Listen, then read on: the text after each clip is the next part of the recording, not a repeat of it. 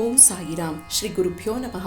ಶ್ರೀ ಸಾಯಿ ಪ್ರೇರಣೆ ಯೂಟ್ಯೂಬ್ ವಾಹಿನಿಗೆ ತಮ್ಮೆಲ್ಲರಿಗೂ ಸ್ವಾಗತ ಕೋರ್ತಾ 47ನೇ ಅಧ್ಯಾಯದ 2ನೇ ಭಾಗದ ಸರ್ಪ ಹಾಗೂ ಕಪ್ಪೆಯ ಕಥೆಯನ್ನು ಮುಂದುವರಿಸುತ್ತಿದ್ದೇನೆ. ದಾನಿಗಳಿಂದ ದೇವರು ಅವರ ಅಪೇಕ್ಷೆಗೆ ವಿರುದ್ಧವಾದುದನ್ನು ಅಪೇಕ್ಷಿಸುವುದಿಲ್ಲ. ದಾನವು ಕೇವಲ ತೃಣ ಮಾತ್ರವಾದರೂ ಅದನ್ನು ಮನಃಪೂರ್ವಕವಾಗಿ ಅರ್ಪಿಸಿದರೆ ದೇವರಿಗೆ ಪ್ರೀತಿ.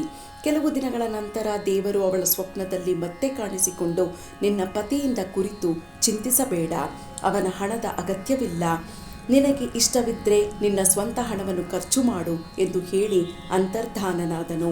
ಈ ವಿಚಾರವನ್ನು ಅವಳು ತನ್ನ ಪತಿಯೊಂದಿಗೆ ಸಮಾಲೋಚಿಸಿ ತನ್ನ ತವರು ಮನೆಯವರು ಕೊಟ್ಟ ಆಭರಣಗಳನ್ನು ಜೀರ್ಣೋದ್ಧಾರ ಕಾರ್ಯ ನಿಮಿತ್ತ ಉಪಯೋಗಿಸಲು ನಿರ್ಧರಿಸಿದಳು.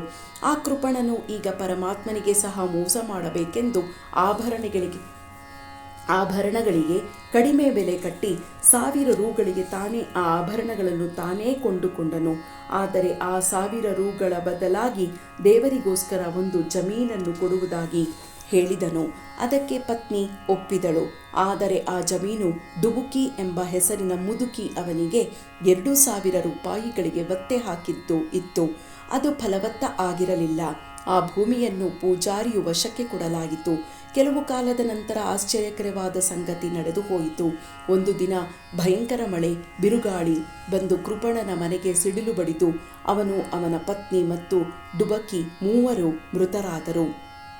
ಆ ಕೃಪಣನು ಮರುಜನ್ಮದಲ್ಲಿ ಮಥುರೆಯ ಬ್ರಾಹ್ಮಣ ವಂಶದಲ್ಲಿ ವೀರಭದ್ರಪ್ಪನಾಗಿ ಹುಟ್ಟಿದನು. ಅವನ ಹೆಂಡತಿಯು ದೇವಾಲಯದ ಪೂಜಾರಿಯ ಮಗಳಾಗಿಯೂ ಡುಬುಕಿಯು ಚನ್ನಬಸಪ್ಪನಾಗಿಯೂ ಜನ್ಮ ತಾಳಿದರು. ಆ ದೇವಾಲಯದ ಅರ್ಚಕನು ನನ್ನ ಮಿತ್ರನಾಗಿದ್ದನು. ಅವನು ಆಗಾಗ್ಗೆ ನನ್ನ ಸಲಹೆ ಪಡೆಯುತ್ತಿದ್ದನು.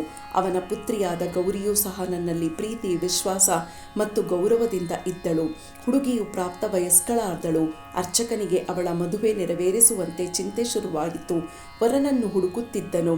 ಗೌರಿಯು ವೀರಭದ್ರಪ್ಪನಿಗೆ ಕೊಟ್ಟು ವಿವಾಹ ಮಾಡಲಾಯಿತು.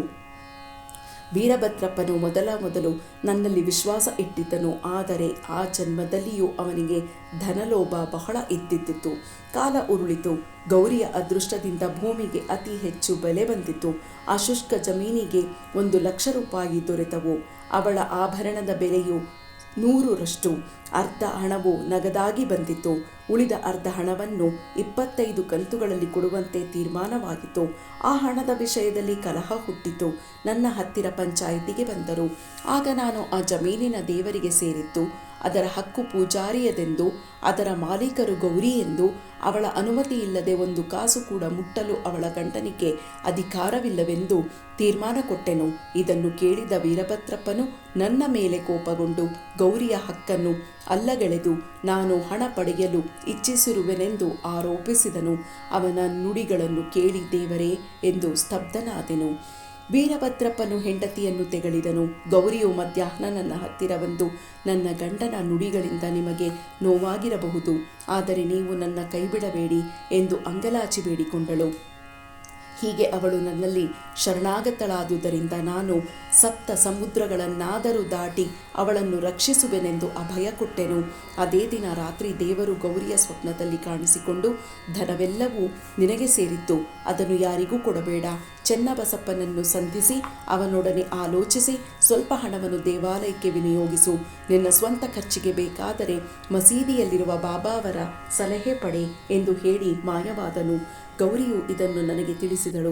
ನಾನು ಸರಿಯಾದ ಮಾರ್ಗದರ್ಶನ ನೀಡಿದೆ. ಅಸಲನ್ನು ನೀನೇ ಇಟ್ಟುಕೊಂಡು ಬಡ್ಡಿಯ ಅರ್ಧ ಭಾಗವನ್ನು ಚನ್ನಬಸಪ್ಪನಿಗೆ ಕೊಡು ಎಂದು ಹೇಳಿ, ವೀರಭದ್ರಪ್ಪನಿಗೆ ಇದರಲ್ಲಿ ಲೇಷ ಮಾತ್ರವೂ ಹಕ್ಕಿಲ್ಲ ಎಂದೆನು.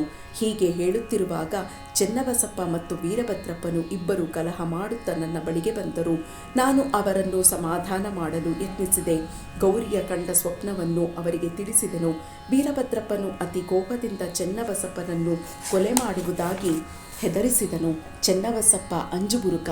ಅವನು ಬಂದು ನನ್ನ ಕಾಲುಗಳನ್ನು ಹಿಡಿದುಕೊಂಡನು. ಆಗ ನಾನು ಅವನನ್ನು ಕಾಪಾಡುತ್ತೇನೆ ಎಂದು ಭರವಸೆ ಕೊಟ್ಟೆನು. ಕೆಲವು ಕಾಲದ ನಂತರ ಚನ್ನಬಸಪ್ಪನು ಗತಿಸಿದನು. ಈಗ ಚನ್ನಬಸಪ್ಪನು ಕಪ್ಪೆಯಾಗಿಯೂ ವೀರಭದ್ರಪ್ಪನು ಸರ್ಪವಾಗಿಯೂ ಇರುತ್ತಾರೆ. ಚನ್ನಬಸಪ್ಪನ ಆರ್ಥ ಧ್ವನಿಯನ್ನು ಕೇಳಿ ನನ್ನ ಮಾತುಗಳು ನೆನಪಾದವು. ಆದುದರಿಂದ ನಾನು ಬಂದು ಅವನನ್ನು ರಕ್ಷಿಸಿ ನನ್ನ ವಚನ ಪಾಲಿಸಿದೆನು. ಭಕ್ತರು ಅಪಾಯದಲ್ಲಿರುವಾಗ ದೇವರು ಅವರ ಕಡೆ ಹೋಗಿ ಅವರನ್ನು ಕಾಪಾಡುತ್ತಾನೆ. ನನ್ನನ್ನು ಇಲ್ಲಿಗೆ ಕಳುಹಿಸಿ ಕಪ್ಪೆಯನ್ನು ಚೆನ್ನಬಸಪ್ಪನನ್ನು ರಕ್ಷಿಸಿದನು. ಇದೆಲ್ಲ ಆ ಪರಮಾತ್ಮನ ಲೀಲೆ. ನೀತಿ: ಮನುಷ್ಯ ಮಾಡಿದ್ದನ್ನು ಅನುಭವಿಸಲೇಬೇಕು.